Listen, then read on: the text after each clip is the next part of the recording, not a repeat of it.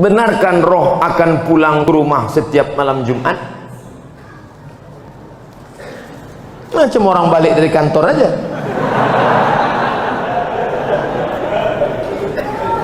Roh itu tempatnya 3. Buka judul kitabnya Roh. Nama penulisnya Ibnu Qayyim Al-Jauziyah. Yang pertama, letak roh orang baik-baik tempatnya Illiyin. Ruh orang yang jahat-jahat tempatnya Sijjin. Yang ketiga, Allah kuasa mengendalikan ruh. Ruh bisa balik, ruh bisa masuk ke kubur, ruh bisa merasakan azab kubur, ruh bisa menengok orang ziarah.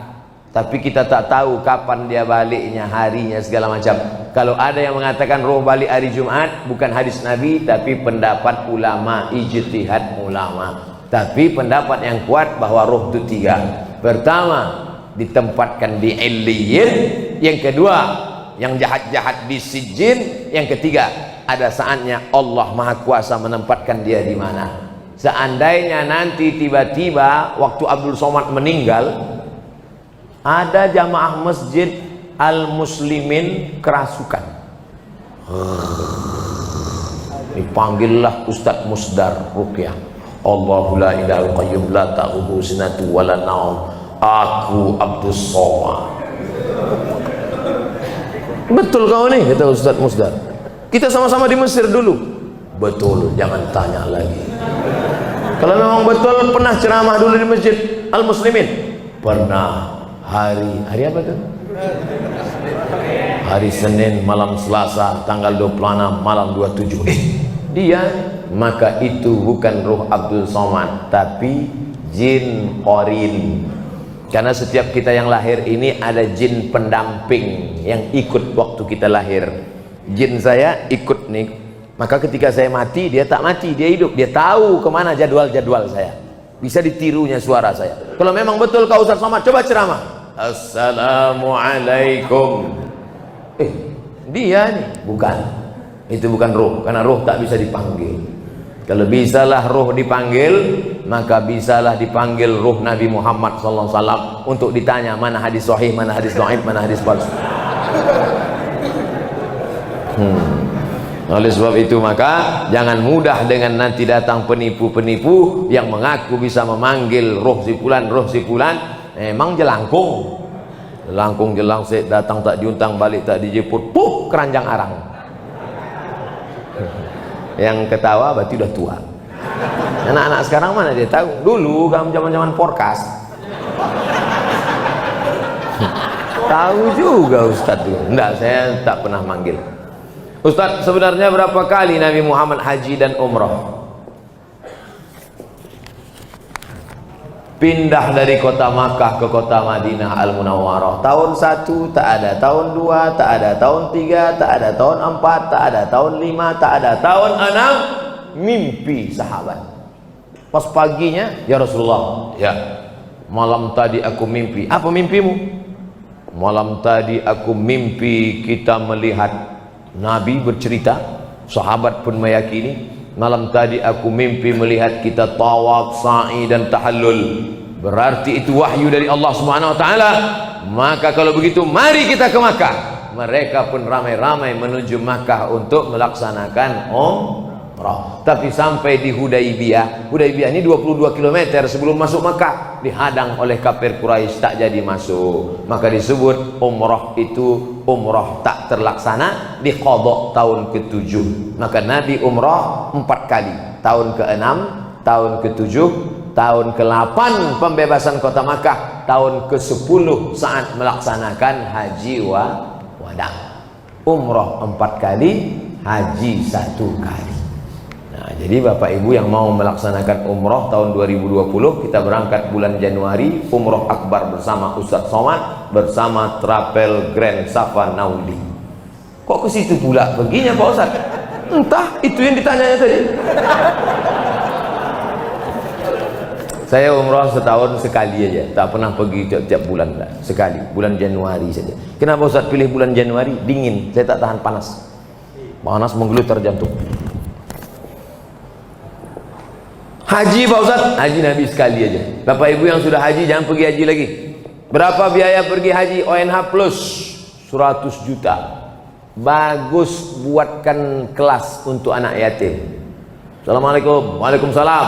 Ini kenapa anak yatim banyak betul di panti ini? Tak ada kelas Pak Haji. Berapa biaya buat kelas 1? 100 juta. Buatkan.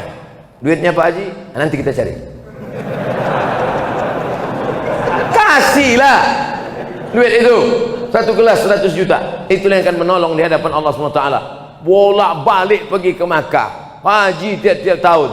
Ini tolong anak fakir miskin, celananya koyak, tak bisa membayar uang sekolah, maka haji sekali saja, sisanya gunakan untuk menolong orang-orang susah. Setuju? Tak setuju pun tak apa-apa, tapi tengok aja lah. Ustadz, saya ingin tanya, apa hukumnya jika seorang sudah bercerai masih berdua-duaan dalam kamar?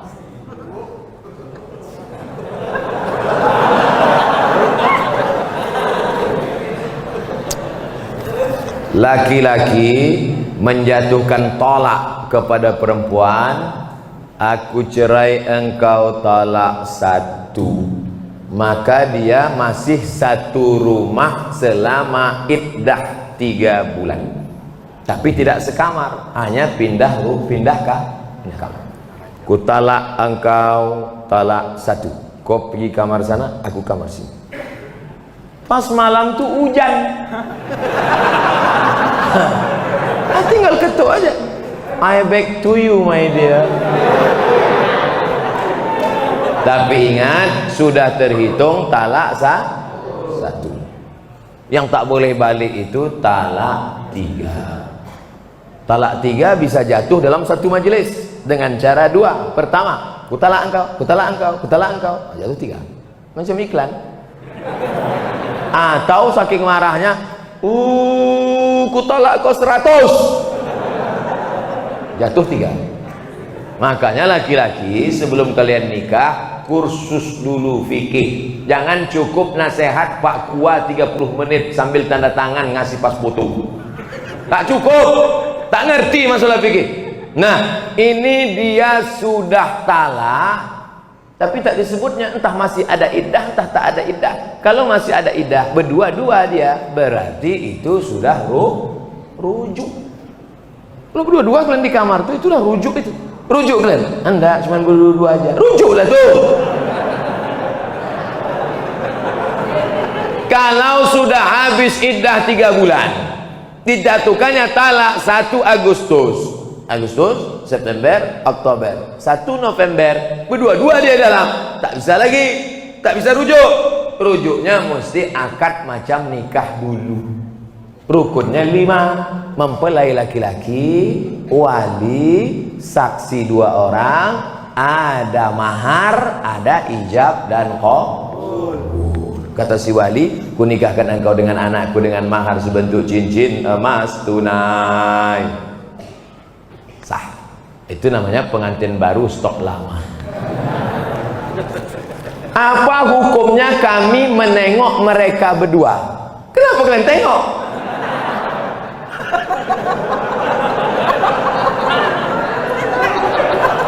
Man ra'a minkum mungkaran, siapa di antara kalian menengok kemungkaran, falyughayyirhu biyadihi, robah dengan tangan. Kenapa kalian? Ini kalian udah rujuk apa tidak nih? Pakai tangan kan? Macam-macam kutu peleng mati kau nanti. Fa illam yastati, kalau tak sanggup dengan tangan, fa bilisani, dengan lidah. Kalian kenapa berdua-dua ini? Ada iddah atau rujuk atau cemana kalian nih? Kami udah rujuk Pak. Kenapa tak ngasih tahu? Segan kami Pak. Tak sanggup dengan lidah, fa biqalbi.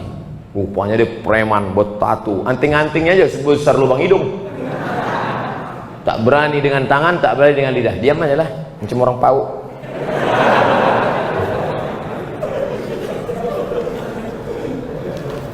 Pak Ustadz yang kami cintai, so sweet.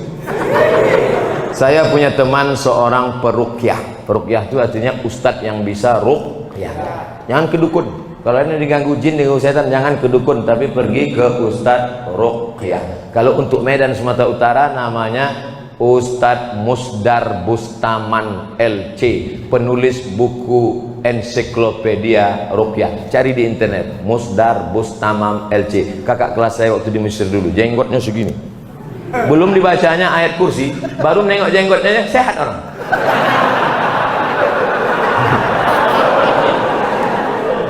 Tak percaya, coba jumpain.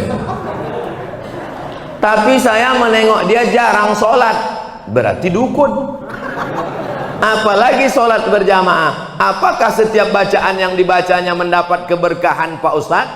Maka casingnya ruqyah, tapi isinya berkawan dengan jin. Idza ra'aitar rajul, ini kata ulama tasawuf. Idza ra'aitar rajul, kalau kau tengok ada orang yatiru fil hawa, bisa terbang di atas awan, yamsi 'alal ma', berjalan di atas air, terbang di atas awan, berjalan di atas air. Jangan kau sangka dia wali Allah, tapi tengok bagaimana dia melaksanakan perintah Allah. Tak sholat, wali setan. Sholat sikit, wali murid.